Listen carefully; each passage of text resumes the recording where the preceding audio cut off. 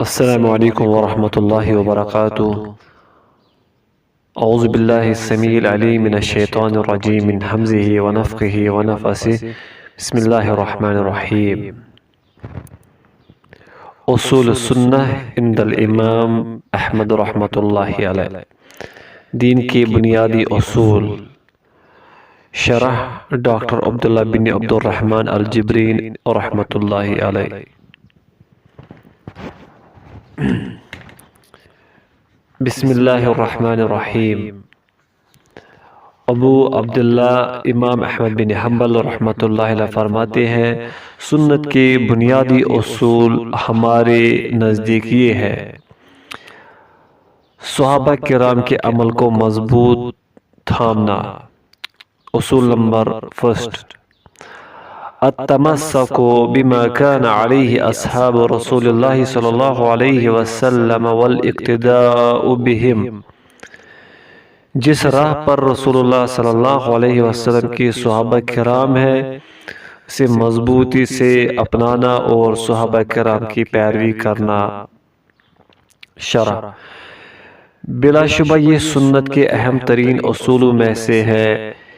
اس کی دلائل بہت زیادہ ہے، مثلا سورۃ النساء آیت نمبر 115، وَمَن يُشَاقِقِ الرَّسُولَ مِن بَعْدِ مَا تَبَيَّنَ لَهُ الْهُدَى وَيَتَّبِعْ غَيْرَ سَبِيلِ الْمُؤْمِنِينَ نُوَلِّهِ مَا تَوَلَّى وَنُصْلِهِ جَهَنَّمَ وَسَاءَتْ مَصِيرًا۔ جو ہدایت واضح ہو جانے کے بعد رسول اللہ صلی اللہ علیہ وسلم کی مخالفت کرے اور مومنوں کے علاوہ کسی کی راہ پر چلے، ہم انہیں اسی طرح موڑ دیں گے جس طرح وہ مڑیں گے، اور جہنم تک پہنچا دیں گے، اور وہ برا ٹھکانہ ہے۔ رسول اللہ صلی اللہ علیہ وسلم نے فرمایا، جو تم میں سے زندہ رہے گا وہ بہت اختلاف دیکھے گا۔ تم میری سنت اور خلفائے راشدین کی سنت مضبوطی سے تھامے رکھنا۔ سنن ترمذی، سنن ابی داؤد، سنن ابن ماجہ۔ عبداللہ بن مسعود رضی اللہ عنہ فرماتے ہیں، جو رہنما بنانا چاہے وہ محمد صلی اللہ علیہ وسلم کے ساتھیوں کو رہنما بنائے، کیونکہ وہ اس امت میں دل کے اعتبار سے سب سے نیک، علم کے لحاظ سے سب سے گہرے، تکلف میں سب سے کم، ہدایت میں سب سے مضبوط اور حالات میں سب سے اچھے تھے۔ انہیں اللہ تعالیٰ نے اپنے نبی کا ساتھ دینے کے لیے پسند فرمایا۔ ان کی فضیلت پہچانو اور ان کے نقش قدم پر چلو، وہ لوگ ہدایت اور سیدھی راہ پر تھے۔ جامع بیان العلم لابن عبد البر۔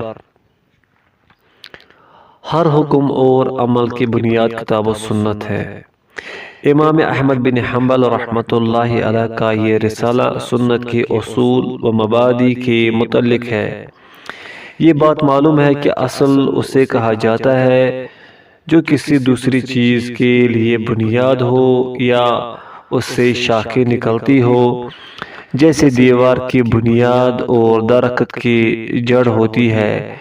یعنی سنت کی کچھ بنیادیں ہیں جن سے مختلف مسائل نکلتے ہیں۔ اصول میں سب سے بنیادی بات کتاب اللہ، نبی صلی اللہ علیہ وسلم کی سنت اور صحابہ کرام رضی اللہ عنہم کا عمل ہے۔ جب لوگوں کے ذہنوں میں یہ بنیاد واضح ہو جائے، یعنی کتاب و سنت اور عمل صحابہ پر عمل پیرا ہو جائے، تو گویا انہوں نے ان اصول سے نکلنے والے پورے دین کو اپنا لیا۔ بدعت سے اجتناب۔ اصول نمبر 2، وَتَرْكُ الْبِدْعِ وَكُلُّ بِدْعَةٍ فَهِيَ ضَلَالَةٌ۔ ثواب کی امید پر نئے کام کرنے چھوڑنا، کیونکہ دین میں ہر نیا کام گمراہی ہے۔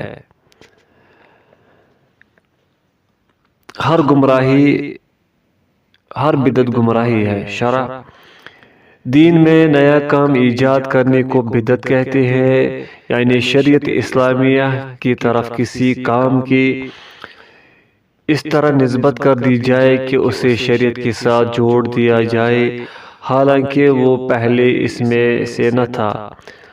گو وہ کام عقائد، بدنی اعمال یا مختلف اقوال سے تعلق رکھتے ہو۔ اللہ تعالیٰ نے اس دین کو مکمل کر دیا ہے۔ اس بات کے اظہار کے لیے نبی صلی اللہ علیہ وسلم پر ان کے زندگی کے آخری ایام میں یہ آیت نازل فرمائی: اليوم اکملت لکم دینکم واتممت علیکم نعمتی ورضیت لکم الاسلام دینا۔ سورۃ مائدہ آیت نمبر 3۔ آج کے دن میں نے تمہارے لیے تمہارا دین مکمل کر دیا اور تمہارے اوپر اپنی نعمت مکمل کر دی اور تمہارے لیے اسلام کو بطور دین پسند کر لیا ہے۔ نبی صلی اللہ علیہ وسلم نے اللہ تعالیٰ کی طرف سے نازل شدہ تمام احکام یقیناً پہنچا دیے ہیں۔ آپ صلی اللہ علیہ وسلم نے صحابہ کرام کو ان تمام باتوں کی تعلیم دی جن کی انہیں ضرورت تھی، حتیٰ کہ بیت الخلاء وغیرہ کی آداب بھی سکھائی کہ اکثر شرم و حیا کی وجہ سے ایسی باتیں چھوڑ دی جاتی ہے۔ رسول اللہ صلی اللہ علیہ وسلم نے وفات سے پہلے اگر کوئی مسئلہ پرندے کے پر پھیلانے کے متعلق بھی تھا تو بیان کر دیا۔ سیدنا ابو ذر رضی اللہ عنہ کہتے ہیں، محمد صلی اللہ علیہ وسلم اس وقت ہم سے رخصت ہوئے کہ اگر کوئی پرندہ آسمان میں اپنے پر پھیلاتا تو آپ نے اس کے متعلق بھی ہمیں علم عطا فرمایا۔ مسند احمد، مجموع الزوائد۔ یہی احکام دین اہل سنہ کو نئی ایجادات سے بے پرواہ کر دیتے ہیں۔ عقیدہ میں بدعات۔ نبی صلی اللہ علیہ وسلم نے اطلاع دی کہ آپ کی امت خواہشات اور مرضی کی وجہ سے عنقریب 73 فرقوں میں تقسیم ہو جائے گی، ایک کے سوا سب آگ میں جائیں گے۔ آپ صلی اللہ علیہ وسلم کا فرمان ہے، یہودی 71 فرقوں میں، عیسائی 72 فرقوں میں، جبکہ میری امت 73 فرقوں میں تقسیم ہوگی، ایک کے سوا سب آگ میں جائیں گے۔ صحابہ کرام نے پوچھا، اے اللہ کے رسول، وہ کون سا گروہ ہوگا؟ آپ صلی اللہ علیہ وسلم نے فرمایا، جس راہ پر میں اور میرے ساتھی ہیں۔ سنن ابن ماجہ، معجم کبیر للطبرانی۔ آپ صلی اللہ علیہ وسلم نے خبر دی اور وہ سچ ثابت ہوئی۔ واقعتاً عقائد میں بدعت رونما ہوئے۔ سلف صالح نے معروف ناموں سے ان کی پہچان بھی کروائی ہے، مثلاً خارجی، قدریہ، جہمیہ، معتزلہ، رافضہ، مشبہ، معطلہ، متصوفہ، جبریہ، مرجیہ، قبر پرست اور ان جیسے دوسرے فرقے بھی۔ پھر ان کی بنیاد پر مختلف گروہ نکلے، مثلاً نقش بندی، شیعہ وغیرہ۔ یہ گروہ اپنی حکم کے اعتبار سے مختلف ہے، بعض کو ان کی بدعت کی وجہ سے کافر اور بعض کو فاسق کہا جاتا ہے۔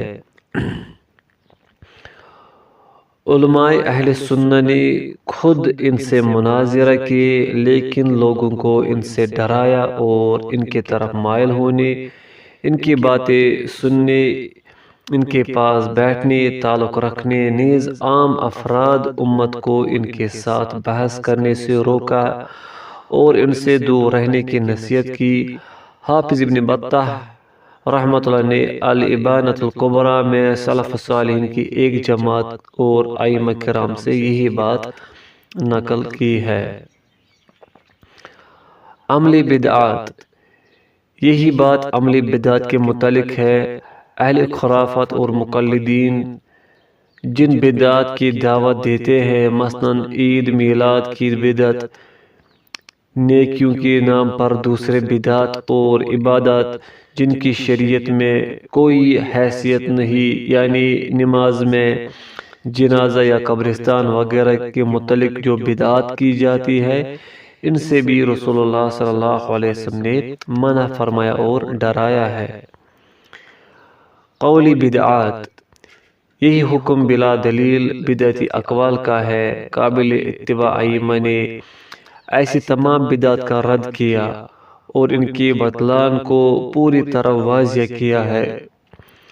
نیز اس رائے کی تائید میں صحیح احادیث پیش کی۔ مثلا رسول اللہ صلی اللہ علیہ وسلم نے فرمایا، سب سے برے کام وہ ہے جو نئے ایجاد کر لیے جائے، ہر نیا کام بدعت اور ہر بدعت گمراہی ہے۔ سنن ابی داؤد و سنن ترمذی۔ آپ صلی اللہ علیہ وسلم نے فرمایا، جس نے اسلام میں کوئی نیا کام ایجاد کر لیا جو پہلے نہ تھا تو اسے رد کر دیا جائے گا۔ صحیح بخاری و صحیح مسلم۔ ان جیسے بے شمار دلائل موجود ہے۔ جھگڑے نہیں کرنا چاہیے۔ اصول نمبر 3، وَتَرْكُ الْخُصُومَاتِ وَالْجُلُوسِ مَعَ أَصْحَابِ الْأَهْوَاءِ، خواہش پرستوں کے ساتھ بیٹھنا اور ان سے جھگڑنا چھوڑ دینا چاہیے۔ شرح: نبی صلی اللہ علیہ وسلم دین کے کاموں میں اختلاف سے، قرآن میں جھگڑنے سے اور جدال سے منع کیا کرتے تھے۔ سیدنا عبداللہ بن عمر بن عاص رضی اللہ عنہ کہتے ہیں، میں اور میرا بھائی ایک ایسی مجلس میں بیٹھے کہ ہمیں اس کے بدلے میں سرخ اونٹوں کا حصول بھی زیادہ پسند نہ تھا۔ واقعہ یوں ہے کہ ہم رسول اللہ صلی اللہ علیہ وسلم کے گھر آئے تو آپ صلی اللہ علیہ وسلم کے بزرگ صحابہ آپ کے ایک دروازے کے پاس بیٹھے تھے۔ ہم نے ان کے درمیان بیٹھنا برا سمجھا اور ایک طرف ہو کر بیٹھ گئے کہ اچانک صحابہ کرام قرآن مجید کی ایک آیت کے بارے میں بحث کرنے لگے۔ اسی دوران ان کی آوازیں بلند ہو گئی۔ یہ شور سن کر رسول اللہ صلی اللہ علیہ وسلم غصے کی حالت میں باہر تشریف لائے۔ آپ کا چہرہ سرخ ہو چکا تھا۔ آپ ان پر مٹی پھینکنے لگے اور فرما رہے تھے، لوگو ٹھہر جاؤ، تم سے پہلے قومیں اسی وجہ سے ہلاک ہوئی۔ وہ اپنے نبیوں سے اختلاف کیا کرتے، اپنی کتابوں کے احکام میں تعارض نکالتے تھے۔ یقیناً قرآن اس لیے نہیں اتارا گیا کہ ایک حصہ دوسرے کو جھٹلائے، بلکہ اس کے احکام ایک دوسرے کی تصدیق کرتے ہیں۔ جسے تم پہچان لو اس کے مطابق عمل کرو، اور جس بات کا تمہیں علم نہ ہو سکے اسے کسی عالم کی طرف لوٹا دو۔ مسند احمد۔ دوسری روایت میں الفاظ اس طرح ہے، لوگ تقدیر کے متعلق ایک دوسرے سے بحث کر رہے تھے۔ بالکل اسی وقت رسول اللہ صلی اللہ علیہ وسلم گھر سے باہر تشریف لائے۔ آپ کا چہرہ گویا انار کی طرح غصے سے دھمک رہا تھا۔ آپ صلی اللہ علیہ وسلم نے فرمایا، تمہیں کیا ہو گیا ہے؟ تم کتاب اللہ کے احکام میں تعارض نکالتے ہو، تم سے پہلے لوگ اسی وجہ سے تباہ ہو گئے۔ مسند احمد و سنن ابن ماجہ۔ ان روایت سے معلوم ہوتا ہے کہ جھگڑے نہیں کرنے چاہیے، جھگڑالو لوگوں سے دور رہنا چاہیے۔ مسائل میں اختلافات سے روکا اور حق کی طرف لوٹنے کی ترغیب دلائی ہے۔ ہر موقف میں اتحاد و اجتماعیت کو اپنانے اور مسلمانوں کے درمیان باہمی قربت پیدا کرنے کا شوق دلایا، کیونکہ اللہ تعالیٰ کی کتاب اور رسول اللہ صلی اللہ علیہ وسلم کی سنت سب مسلمانوں کا مرکز ہے۔ یہ بات یہی طور پر معلوم ہے کہ قرآن مجید اس لیے نہیں اتارا گیا کہ اس کا کچھ حصہ دوسرے کو جھٹلائے۔ جو اس کے احکامات صحیح پہچانتا ہو اور اس کے معنی اس کے لیے واضح ہو، وہ اس کے مطابق گفتگو کرے۔ جس پر کچھ معنی پوشیدہ ہو وہ اسے جاننے والے کی سپرد کر دے اور اپنی رائے وغیرہ سے گفتگو نہ کرے۔ البتہ خواہش پرستی ہی بدعت اور گمراہی کے داعی ہوتے ہیں۔ یہ غلط راہ پر ہونے کے باوجود اپنے پاس بیٹھنے والوں اور نا واقفوں کو وہم دلاتے ہیں کہ وہ سیدھی راہ پر ہے۔ کتنے ہی لوگ ان کی ایسی خوبصورت باتوں کے دھوکے میں آئے، اسی لیے ان کے ساتھ بیٹھنے سے منع کیا گیا ہے، بالخصوص جب یہ لوگ اللہ تعالیٰ کی آیات یا دین کے متعلق جھگڑ رہے ہو۔ اللہ تعالیٰ فرماتے ہیں وَقَدْ نَزَلَ عَلَيْكُمْ فِي الْكِتَابِ أَنْ إِذَا سَمِعْتُمْ آيَاتُ اللَّهِ يُكْفَرُ بِهَا وَيُسْتَهْزَأُ بِهَا فَلَا تَقْعُدُوا مَعَهُمْ حَتَّى يَخُوضُوا فِي حَدِيثٍ غَيْرِهِ۔ اللہ تعالیٰ نے تمہارے اوپر کتاب اتاری، اس میں یہ بھی کہ جب تم ان لوگوں کو اللہ تعالیٰ کی آیات کا انکار کرتے ہوئے سنو اور مذاق اڑاتے ہوئے سنو تو تم ان کے ساتھ مت بیٹھو حتیٰ کہ وہ کسی دوسرے بات میں مشغول ہو جائے۔ سورہ النساء آیت نمبر 140۔ مزید فرمایا وَإِذَا رَأَيْتَ الَّذِينَ يَقُولُونَ فِي آيَاتِنَا فَأَعْرِضْ عَنْهُمْ حَتَّى يَخُوضُوا فِي حَدِيثٍ غَيْرِهِ۔ سورۃ الانعام آیت نمبر 68۔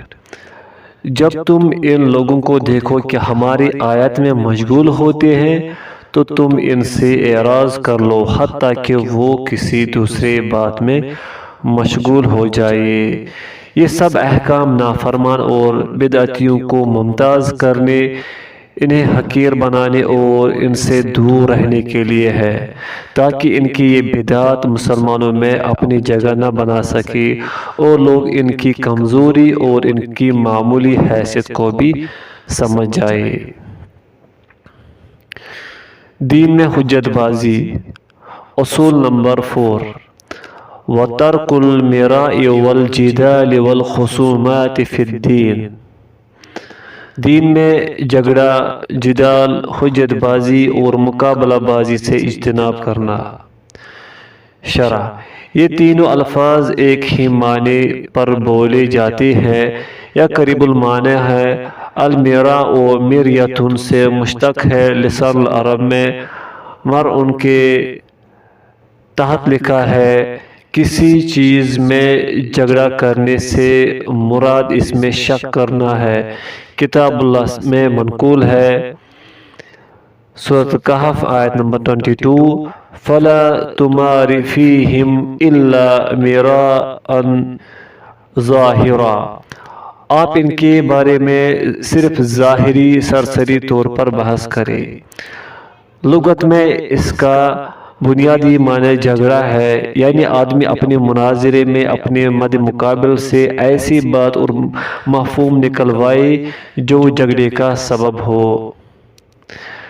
سیدنا سعید بن عبداللہ مخزومی رضی اللہ عنہ سے مروی ہے، وہ نبی صلی اللہ علیہ وسلم کے ساتھ اسلام سے پہلے کسی کام میں شریک تھے۔ کہتے ہیں آپ سسم دھوکہ دیتے نہ جھگڑا کرتے۔ سنن ابی داؤد و سنن ابن ماجہ۔ نبی صلی اللہ علیہ وسلم سے یہ بھی منقول ہے کہ آپ نے فرمایا قرآن میں جھگڑنا کفر ہے۔ مسند احمد، ابو داؤد، صحیح ابن حبان۔ یعنی ایسا جھگڑا اور نزاع جس سے شکوک و شبہات پیدا ہو۔